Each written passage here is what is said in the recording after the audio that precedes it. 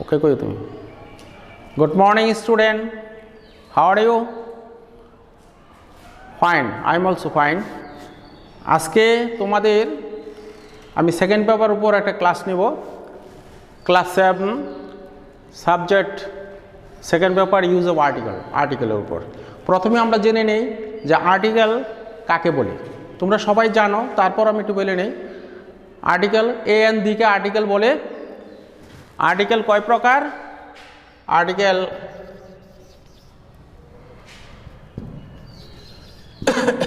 দুই প্রকার, তাই না?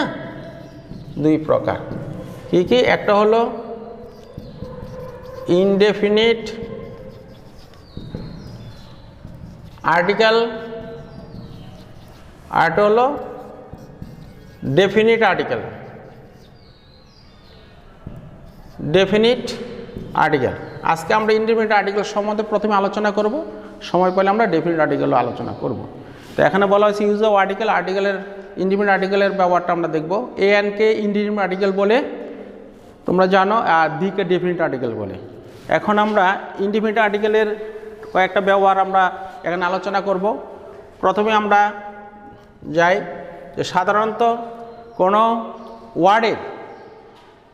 কোনো ওয়ার্ডের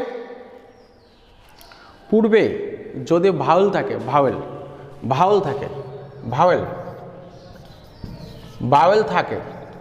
ভাওয়েলগুলা কি কি? এ, ই, আই, ও, ইউ। তাহলে কি বসবে এখানে? এখানে এন বসবে। এক্সাম্পল যদি আমরা দেই তাহলে কি দাঁড়ায়? যেমন ধরো, this is dash egg. Vocabulary যদি এমন হয় তাহলে এখানে কি বসবে? এখানে এন বসবে। This is an egg. আর একটা আছে, যেমন ধরো he is, this is an orange. এখানে কি বসবে? এন বসবে। ঠিক আছে? এলো তোমার ইনডিফিনিট আর্টিকেলের যে সকল ওয়ার্ডের প্রথমে ভাওয়েল থাকে। ভাওয়েল হলে এ, ই, আই, ও, ইউ। আন্ডারস্ট্যান্ড? তাহলে সেখানে কি বসবে? এন বসবে। আবার যদি আমরা মনে করো যে ধরি যে সকল ওয়ার্ডের প্রথমে কনসোনেন্ট থাকে, কনসোনেন্ট মানে হলো, আমরা জানি যে আমাদের যে আলফাবেট, যে ওয়ার্ডগুলো আলফাবেট এখন কয়টা আছে? 26টা আছে। এর মধ্যে 5টা হলো ভাওয়েল, আর বাকি 21টা হলো কনসোনেন্ট। এখন কনসোনেন্ট থাকে, তাহলে সেখানে কি বসবে? সাধারণত এ বসবে। কি বসবে? সাধারণত এ বসবে। ফর এক্সাম্পল আমরা যদি দেই তাহলে দেখো, he is dash good boy. He is dash good boy. G এটা হলো কনসোনেন্ট, সো এখানে কি হবে? এখানে এ বসবে। ঠিক আছে? তারপরে আবার দেখো, যদি এমন হয় যে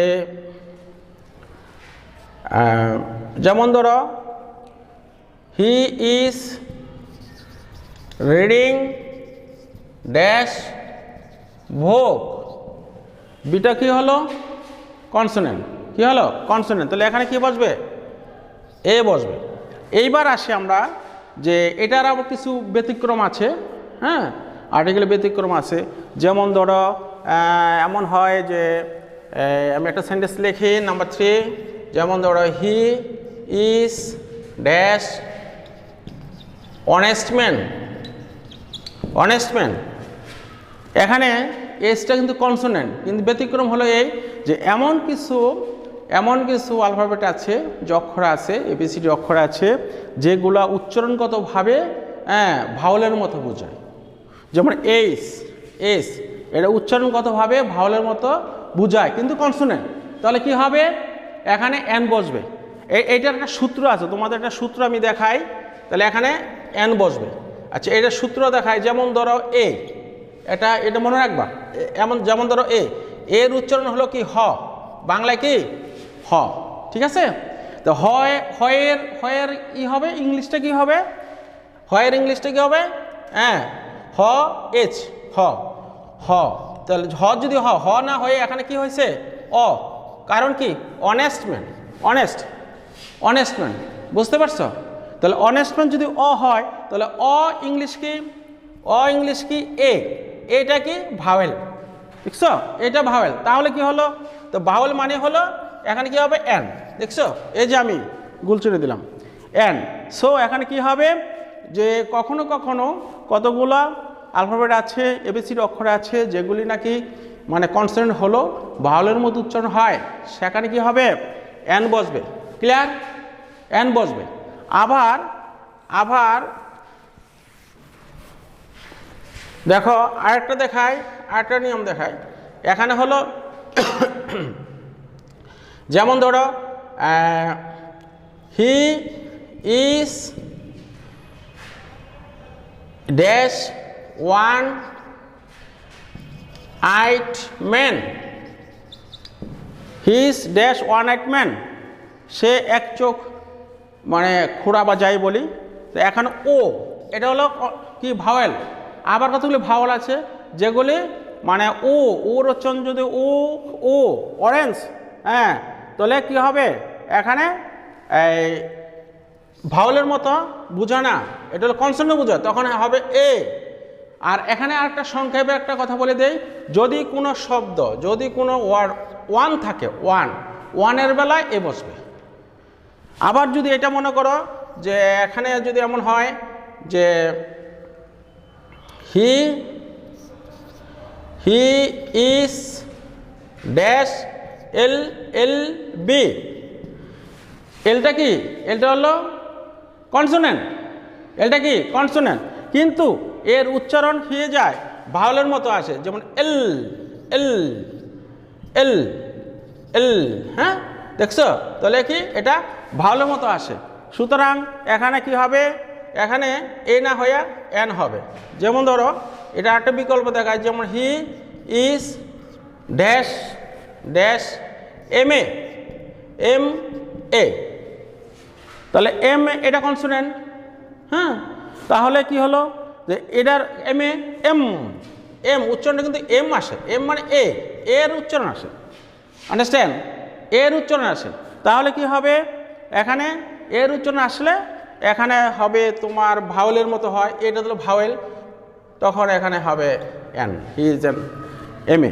কিন্তু তুমি যদি আবার এইটা বলো যে he is dash B A, এটা কিন্তু কনসোনেন্ট থেকে যায়, এটা উচ্চারণ কিন্তু এর মতো ভাওয়েলের মতো আসে না, হ্যাঁ তখন এটা হবে কি, তখন এটা হবে এ, বুঝতে পারছো, তখন এটা হবে কি এ। এখন আমরা আর কয়েকটা নিয়ম আমরা এখানে দেখাবো। যদি আমরা এখন মানে তোমার ইসের আলোচনা করি, যে ডেফিনিট আর্টিকেলের কথা যদি আলোচনা করি, তাহলে দুই একটা নিয়ম আমি দেখাবো, হ্যাঁ। যেমন ধরো ডেফিনিট আর্টিকেল মানে হলো দিকে ডেফিনিট আর্টিকেল বলে, কোনো ব্যক্তি বা বস্তু নির্দিষ্ট করে যখন বোঝানো হবে তখন তাকে ডেফিনিট আর্টিকেল বলে। এটার এক্সাম্পলটা হলো এমন, যেমন ধরো he is dash best, he is the best boy in the class. এখানে ডেফিনিট আর্টিকেলের মধ্যে অনেকগুলো নিয়ম আছে, যেমন ধরো সুপারলেটিভ ডিগ্রি, এর মধ্যে একটা হলো সুপারলেটিভ ডিগ্রির পূর্বে দি বসে, ডিগ্রি নিয়ম আমরা সবাই জানি, সুপারলেটিভ ডিগ্রি, তাহলে এগুলো কী হলো বেস্ট সুপারলেটিভ ডিগ্রি, তখন এখানে হবে কি দে। আবার যেমন ধরো জাহাজের নামের উপর দি বসে, তার পর্বতের নামের উপর দি বসে, সাগর নামের উপর দি বসে, তারপরে নদীর নামের উপর দি বসে, মহাসাগর দি বসে, দ্বীপপুঞ্জ নামে, এইভাবে গুচ্ছ যদি থাকে, তারপর সংবাদপত্র নামে দিবস ইত্যাদি। এখানে ধরো আরেকটা সেন্টেন্স আমি দেখাই, যেমন ধরো ড্যাশ ড্যাশ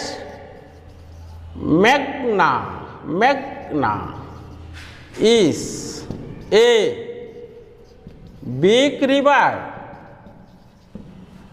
ড্যাশ, তাহলে কি হলো, এটা নদী, হ্যাঁ রিভার, নদী নামের রূপে দি বসে, ঠিক আছে। তাহলে কি হলো, দি মেঘনা ইজ এ বিগ রিভার। ওকে, আবার যদি বলি যে যেমন ধরো সংবাদপত্রের নামের উপর দি বসে, হি কেম হেয়ার ড্যাশ 20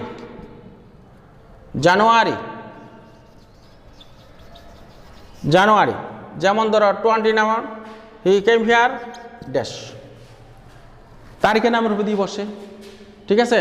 তারপরে সংগঠনের নামের দিয়ে বসে, যেটা বলছিলাম, হ্যাঁ, যেমন ধরো he reads dash Ittefaq daily, সংগঠনের নামের দিয়ে বসে, ঠিক আছে। তো এইভাবে আমরা যে আর্টিকেলের ব্যবহারগুলা বাসায় বসে তোমরা একটু ভালো করে দেখবে। পরবর্তী ক্লাসে আমি এটার উপর একটা তোমাদের এক্সামের মতো নিব, যে ধরো 10টা সেন্টেন্স দিব আর্টিকেলের উপর, তোমাদেরকে করতে দিব। পরবর্তী ক্লাসে আমরা আবার এটা নিয়ে একটু আলোচনা করব। আজকের জন্য সকলকে ধন্যবাদ জানিয়ে আমার ক্লাস এখানে শেষ করছি।